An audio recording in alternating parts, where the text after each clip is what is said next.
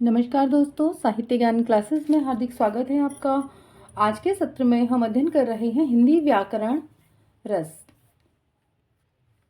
सभी प्रश्न व्याख्या सहित दिए हुए हैं और विभिन्न परीक्षाओं में आए हुए प्रश्न हैं। पीवाईक्यू सीरीज का जो क्रम चल रहा है, इसी क्रम में हम रस से अध्ययन करेंगे। प्रश्न है, ओज गुण का संबंध किस रस से नहीं है? और ये जो प्रश्न आया है राजस्थान कॉलेज लेक्चर भर्ती परीक्षा सन 2015 का प्रश्न है। सही उत्तर है डी, भयानक रस। ओज गुण का संबंध भयानक रस से नहीं है।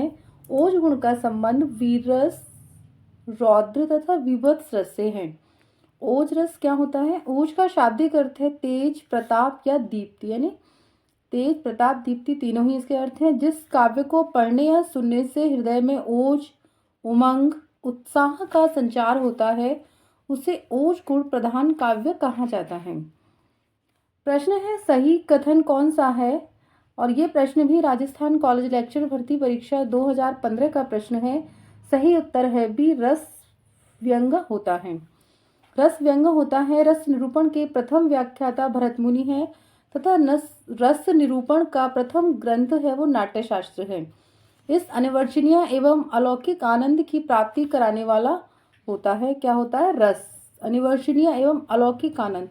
रस से हमें काव्य को हम पढ़कर, किसी रचना को कहीं हम जाकर घूमकर जो आनंद की अनुभूति करते हैं, वही रस कहलाता है। जिस प्रकार आत्मा की मुक्तावस्था ज्ञान दशा कहलाती है, उसी प्रकार हृदय की मुक्तावस्था रस दशा कहलाती है। उक्त कथन किस आचार्य का है? ये प्रश्न डीएसएसबी पीजीटी परीक्षा 2018, जीडीसी प्रवक्ता भर्ती परीक्षा सन 2017 का प्रश्न है और सही उत्तर है सी, आचार्य रामचंद्र शुक्ल का यह कथन है। जिस प्रकार आत्मा की मुक्तावस्था ज्ञान दशा कहलाती है, उसी प्रकार हृदय की मुक्तावस्था रस दशा कहलाती है। यह कथन आचार्य शुक्ल का है।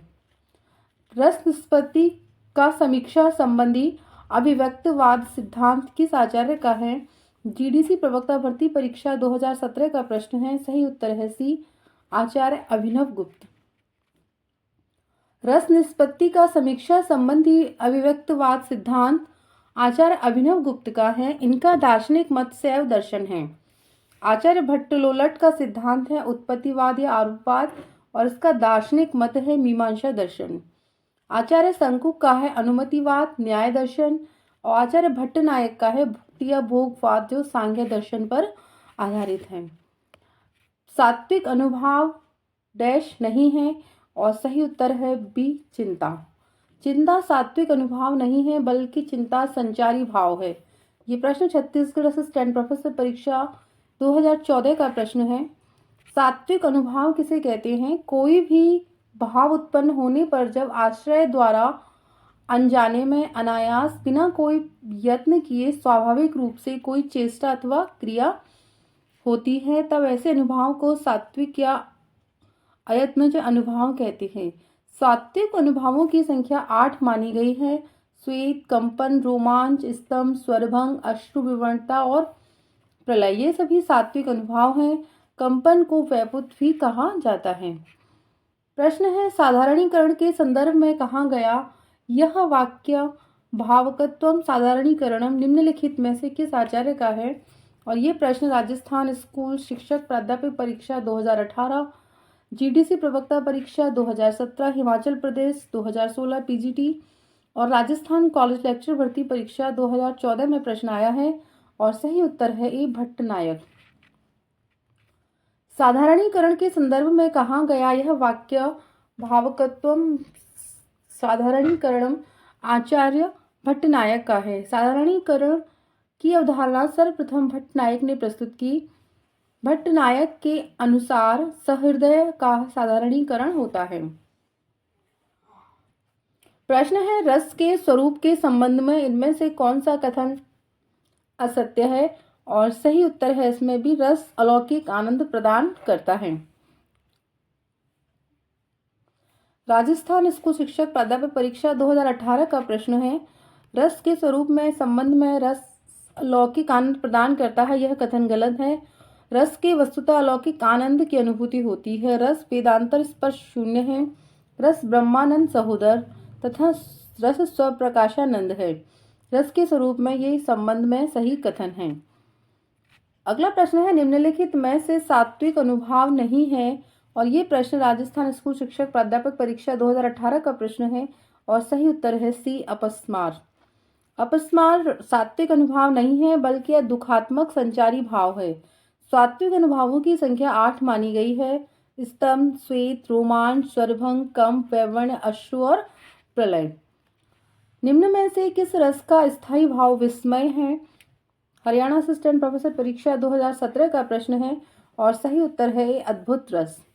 अद्भुत रस का स्थायी भाव विस्मय है। प्रमुख रस और उनके स्थायी भाव। श्रृंगार रस का स्थायी भाव रति, करुण का है शोक, हास्य हास, वीर का उत्साह, भयानक भय, रौद्र क्रोध, शांत निर्वेद, विवत्स रस का है जुगुप्सा या घृणा। प्रश्न है, इनमें से किस हिंदी आलोचक ने साधारणीकरण की व्याख्या की है? ये प्रश्न यूजीसी नेट 2014 का प्रश्न है। सही उत्तर है ए, डॉक्टर नगेंद्र। साधारणीकरण के प्रणेता आचार्य भट्टनायक हैं। हिंदी में डॉक्टर नगेंद्र ने साधारणीकरण की व्याख्या देते हुए कहा है कि कवि की भावना ही साधारणीकरण है। आचार्य शुक्ल ने आलम्बन धर्म का साधारणीकरण माना है। श्याम सुंदर दास ने भावक या पाठक को साधारणीकरण माना है। अगला प्रश्न है, रस के 3 पक्ष होते हैं, निम्नलिखित में से कौन सा एक विकल्प गलत है? और सही उत्तर है ए, प्रपानक। डीएसएसबी पीजीटी 2018 का प्रश्न है, प्रपानक आस्वाद प्रश्नगत विकल्प में गलत है। रस के 3 पक्ष होते हैं, रस का सहृदय द्वारा आस्वाद, रस की निष्पत्ति और रस की स्थिति। प्रश्न है, राम रावण युद्ध में राम रावण पर क्रोध करते हैं तो रावण राम के क्रोध का रिक्त स्थान की पूर्ति हेतु उचित विकल्प चुने और सही उत्तर है आलम्बन विभाव। डीएसएसबी पीजीटी परीक्षा 2018 का यह प्रश्न है। रिक्त स्थान की पूर्ति हेतु उचित विकल्प आलम्बन विभाव होगा। राम रावण युद्ध में राम रावण पर क्रोध करते हैं तो राम रावण के क्रोध का आलम्बन विभाव है। उद्दीपन का अर्थ है उद्दीप्त करना या बढ़ाना। स्थायी भावों को उद्दीप्त करने वाले भाव उद्दीपन है। संचारी भाव का अर्थ है संचरण करने वाले भाव। आलम्बन उद्दीपन के कारण शरीर में होने वाली हलचल संचारी भाव हैं। अनुभाव आलम्बन और उद्दीपन भावों के कारण उत्पन्न भावों को बाहर प्रकाशित करने वाले कार्य अनुभाव कहलाते हैं। प्रश्न है, भरतमुनि ने 4 मूल रस माने हैं, निम्नलिखित में से कौन सा एक उनकी द्वारा मान्य या मूल रस नहीं है? और ये प्रश्न डीएसएसबी पीजीटी परीक्षा 2018 का प्रश्न है और सही उत्तर है सी, अद्भुत रस। अद्भुत रस भरतमुनि द्वारा मान्य मूल रस नहीं है बल्कि इसे गौण रस बताया जाता है। इसके अंतर्गत करुण, हास्य, भयानक भी हैं। मूल रस के अंतर्गत वीर, श्रृंगार, रौद्र, बीभत्स आते हैं। यह भरत ने नाट्यशास्त्र में 4 मूल रस तथा 4 गौण रस कुल 8 रस बताए हैं। अति रिस बोले वचन कठोरा, कहूँ जड़ जनक धनुष के तोरा, बेगी दिखाऊं मूड न तो आजू, उलटा मह जह लगे तब राजू। इस काव्यांश में कौन सा रस है? और ये जो प्रश्न आया है डीएसएसबी पीजीटी परीक्षा 2018 का प्रश्न है। सही उत्तर है बी, रौद्र रस। इसका स्थायी भाव क्रोध है। शत्रु अथवा विरोधी को अनुचित चेष्टाओं अथवा उनके द्वारा किए गए अनुचित कार्यों से उत्पन्न क्रोध का वर्णन रौद्रस कहलाता है। रौद्रस होता है विवाहानुभाव संयोग निष्पत्ति के अनुसार रस निष्पत्ति के निम्नलिखित में से किसके संयोग की आवश्यकता नहीं है? और ये प्रश्न डीएसएसबी पीजीटी 2018 का प्रश्न है। सही उत्तर है डी, सुभाव। विवाहानुभाव संचारी संयोगाद रस निष्पत्ति के अनुसार रस निष्पत्ति के लिए सुभाव संयोग की आवश्यकता नहीं है। भाव, स्थायी भाव, विभाव, अनुभाव तथा संचारी भाव के संयोग से रस की निष्पत्ति होती है। भाव जिसके हृदय में रहते हैं उसे क्या कहते हैं? और ये प्रश्न डीएसएसबी पीजीटी परीक्षा 2018 का प्रश्न है और सही उत्तर है डी, आश्रय। भाव जिसके हृदय में रहते हैं उसे आश्रय कहते हैं। स्थायी भावों को जागृत करने वाले कारण को विभाव कहते हैं। विभाव के दो भेद हैं, आलम्बन एवं उद्दीपन। भावों की प्रबलता की कमी या तेजी लाने वाले साधन को उद्दीपन कहते हैं। पुनः आलम्बन दो प्रकार का होता है, आश्रय एवं विषय। जिसके हृदय में रस की उत्पत्ति होती है उसे आश्रय और तथा जिसके लिए होती है उसे विषय कहते हैं। अगला प्रश्न है, रस निष्पत्ति में भुक्तिवाद की अवधारणा का संबंध किससे है? और ये प्रश्न डीएसएसबी पीजीटी परीक्षा 2018, राजस्थान स्कूल शिक्षा प्राध्यापक परीक्षा 2018 का प्रश्न है और सही उत्तर है बी, भट्टनायक। रस निष्पत्ति में भुक्तिवाद की अवधारणा का संबंध भट्टनायक से है। भट्टलोलट का है उत्पत्तिवाद या आरोपवाद। ये बहुत बार परीक्षा में प्रश्न आता है कि भट्टलोलट का कौन सा सिद्धांत है, तो उत्पत्ति आरोपवाद। भट्ट शंकुक का अनुमतिवाद, अभिनव गुप्त का है अभिव्यक्तवाद।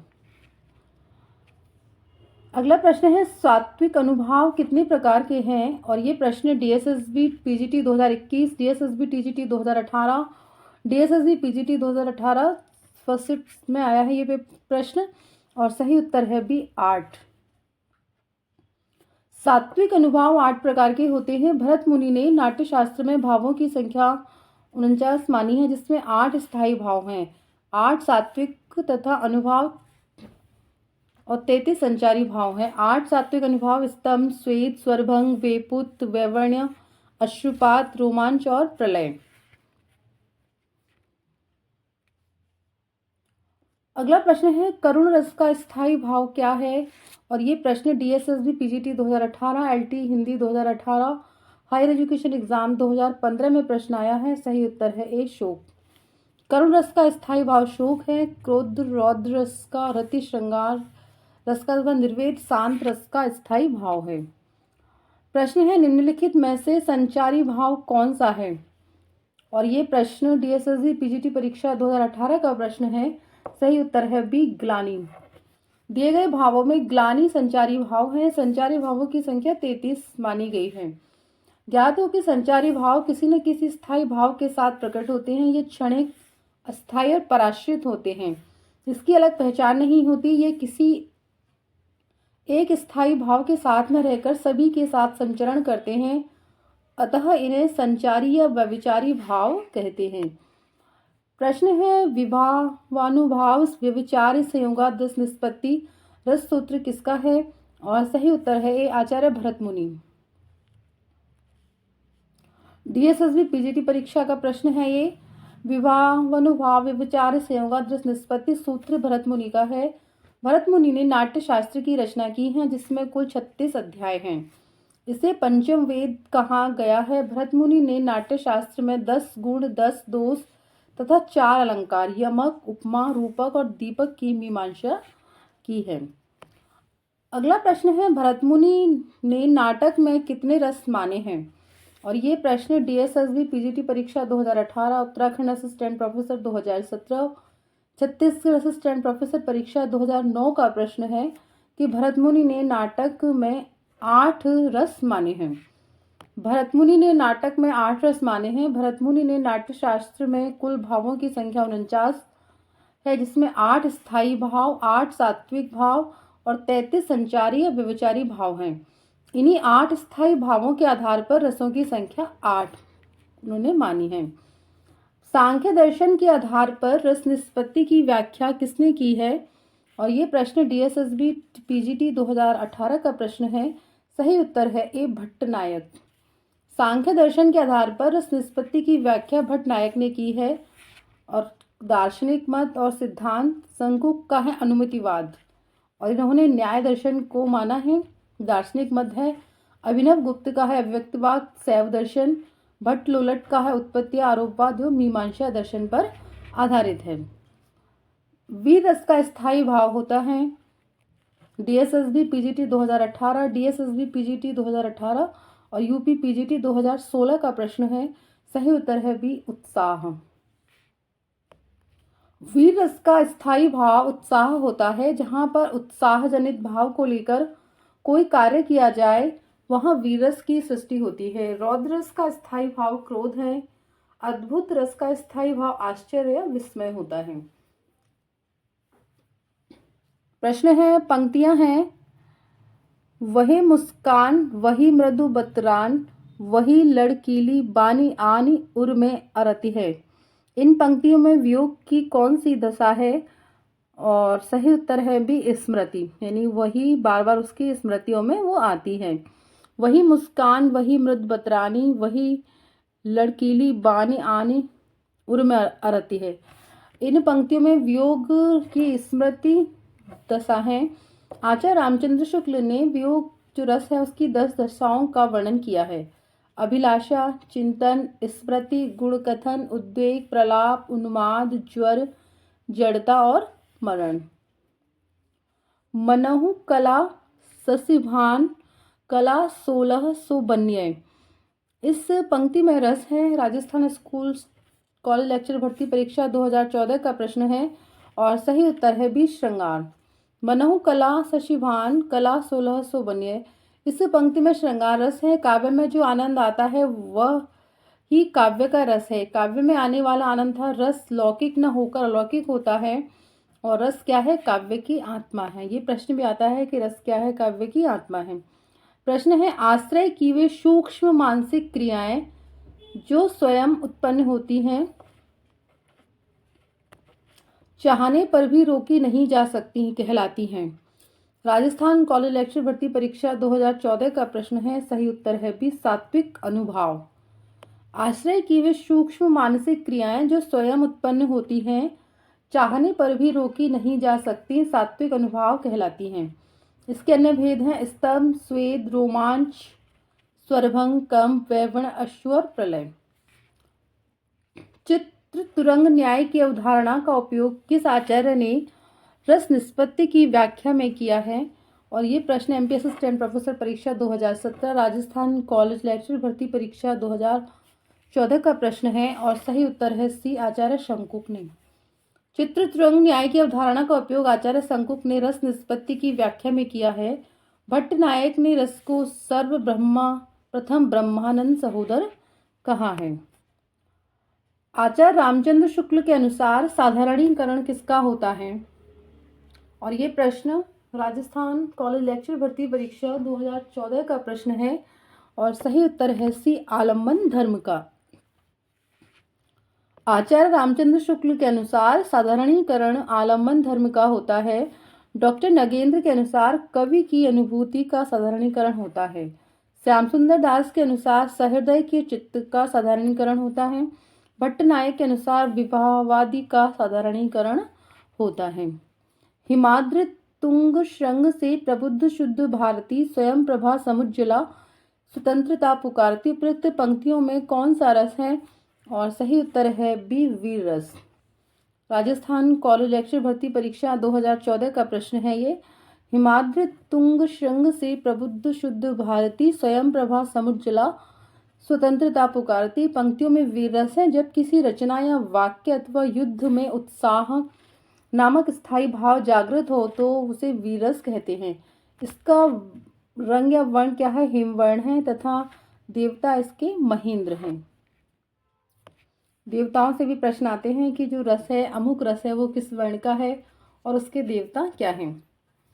आश्रय की वे चेष्टाएं जिनसे हृदयगत भावों की सूचना प्राप्त हो क्या कहलाती हैं? राजस्थान कॉलेज लेक्चर भर्ती परीक्षा 2014 का ये प्रश्न है। सही उत्तर है बी अनुभाव। आश्रय की वे चेष्टाएं जिनसे हृदयगत भावों की सूचना प्राप्त हो अनुभाव कहलाती हैं। सामाजिक के हृदय में स्थित स्थायी भावों को आस्वादन के योग्य बनाने वाले कारणों को विभाव कहते हैं। जो भाव विशेष रूप से स्थायी भाव की पुष्टि के लिए तत्पर रहते हैं और स्थायी भाव के अंतर्गत अविर्भूत व तिरोहित होते दिखाई देते हैं, वे भाव संचारी भाव कहलाते हैं। अविरुद्ध या विरुद्ध भाव जिसे न छिपा सके वह आस्वाद का मूलभूत भाव ही स्थायी भाव कहलाता है। प्रश्न है तू दयालु दीन हो तू दानी हो भिकारी हो प्रसिद्ध पात्र की तू पाप पुंजहारी। उपयुक्त पंक्तियों में कौन सा रस है? और सही उत्तर है सी भक्ति रस। राजस्थान कॉलेज लेक्चर भर्ती परीक्षा 2014 का प्रश्न है। पंक्तियों में भक्ति रस है। इस रस के प्रतिष्ठापक रूप गोस्वामी हैं, आपको याद रखना है। भक्ति रस के प्रतिष्ठापक रूप गोस्वामी। भक्ति रस का स्थायी भाव ईश्वरीय विषयक रति, ईश्वर के प्रति भक्ति करना, वहां पर भक्ति रस होता है। जहां ईश्वर के प्रति प्रेम या अनुराग का वर्णन किया जाता है,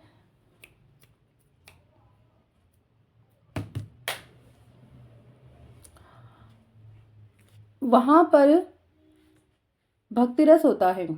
अद्भुत रस का स्थायी भाव विस्मय तथा रंग पीतवर्ण और देवता गंधर्व हैं।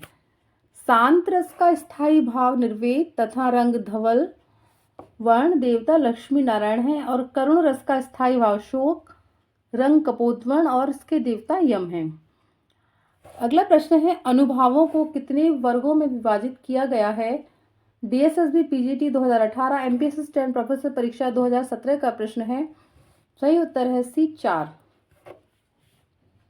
अनुभावों को 4 वर्गों में विभाजित किया गया है। कायिक अनुभाव, वाचिक, आहार्य और सात्विक अनुभाव। अगला प्रश्न है कि भरत मुनि ने अपने नाट्य शास्त्र में संचारी भावों की संख्या कितनी संख्या का उल्लेख किया है? और ये प्रश्न DSSB PGT परीक्षा 2018 का प्रश्न है और सही उत्तर है A 33। भरत मुनि ने अपने नाट्य शास्त्र में कुल 49 भाव माने हैं, जिसमें 33 संचारी भाव, 8 सात्विक और 8 स्थायी भाव हैं। इन्हीं 8 स्थायी भाव के आधार पर भरत मुनि ने रसों की संख्या 8 मानी है। अगला प्रश्न है, हम हारी के हा पाइन पार्यो प्योरु लेव कहाँ उजेव किए तेह तरेत्र त्योरु बिहारी। इस दोहे में कौन सा रस है? सही उत्तर है सी विप्रलभ श्रृंगार। हम हारी के हा पाइन पर्यो प्योरु लेव कहाँ उजेव किए तेह तरेत्र त्योरु। बिहारी द्वारा रचित दोहे में विप्रलभ यानी वियोग श्रृंगार की निष्पत्ति हुई है। प्रश्न है, भरत मुनि और रस प्रक्रिया के 4 व्याख्याकारों में से निम्न में से कौन नहीं है?